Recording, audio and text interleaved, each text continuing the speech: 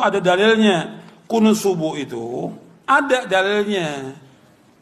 Kunut subuh terus menerus ada dalilnya. Hadisnya dhaif. Dhaif itu artinya apa? Lemah. Lemah itu boleh dipakai atau tidak? Nggak boleh dipakai. Ingat tuh, hadisnya ada dhaif. Kalau dhaif nggak boleh dipakai. Bahkan ada sahabat bertanya, seorang anaknya dari sahabat bertanya, wahai ayahku, engkau pernah sholat di belakang di belakang Rasulullah SAW, Abu Bakar, Umar, Uthman, Ali, radhiyallahu ajma'in. Apakah mereka kunut subuh? Dijawab oleh bapaknya, ai bunayya muhdatsun, wahai anakku, kunut subuh itu muhdats. Apa makna muhdats? Beda. Bahkan lebih tegas lagi di Sunan Nasai dijelaskan, ai bunayya bid'atun, wahai anakku, kunut subuh itu bid'ah. Kalau bid'ah nggak boleh kita ikut.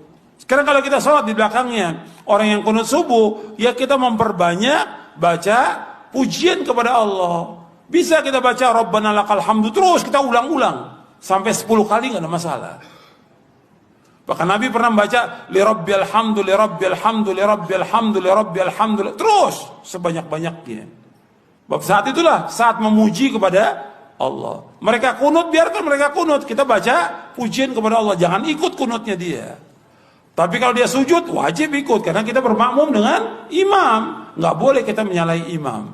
Tapi ketika dia berbuat beda, nggak boleh kita ikut bid'ahnya. Jelas? Kemarin banyak persoalan-persoalan tentang kunut. Kunut itu bid'ah katanya, Ustaz. Begini. Anda boleh punya pendapat. Tapi Anda jangan lupa ada ragam pendapat dari para ulama. Maaf ibu bapak sekalian. Keterangan hadis kunut itu bid'ah terdapat di hadis ada An-Nasai, ada juga di Al-Bukhari. Turunkan semua hadisnya. Anda tahukah Anda periwayat hadisnya itu juga kunut? Imam An-Nasai mazhabnya Syafi'i, beliau kunut.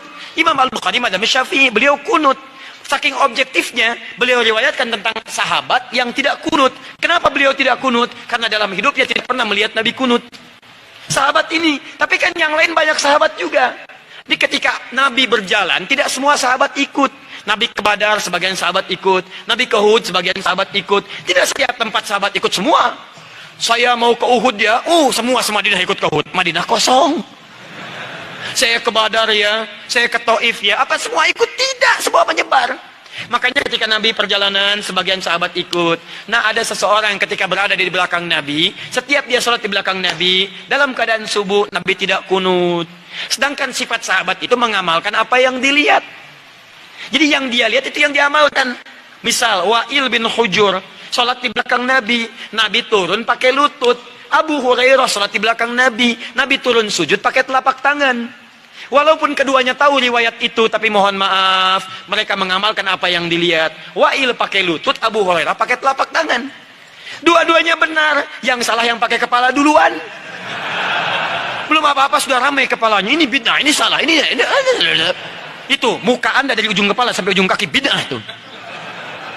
Kenapa? Karena Anda tidak belajar hadis dengan ilmunya. Ini yang tidak kunut di belakang Nabi karena dia sholat di belakang Nabi. Nabi nggak kunut. Tapi ada sebagian sahabat sholat di belakang Nabi. Nabi pernah kunut. Ada Abdullah bin Umar. Nabi mengajarkan kunut pada Al-Hasan cucunya. Dari situ disimpulkan oleh ulama.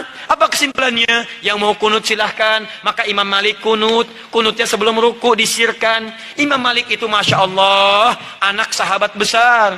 Anas bin Malik. Lahir anaknya Malik bin Anas. 93 Hijrah. Lahirnya di Madinah. Tumbuh di Madinah. Besar di Madinah. Jadi mufti di Madinah. Wafat di Madinah. Dikenal dengan Imam Madinah. Darul Hijrah. Imam Madinah. Imam Madinah kunutnya sir.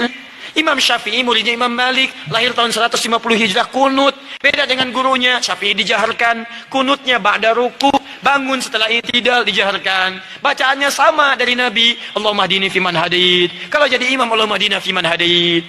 Imam Abu Hanifah wafat tahun 150 Hijrah, memilih yang tidak kunut, ngambil hadis sahabat yang tadi.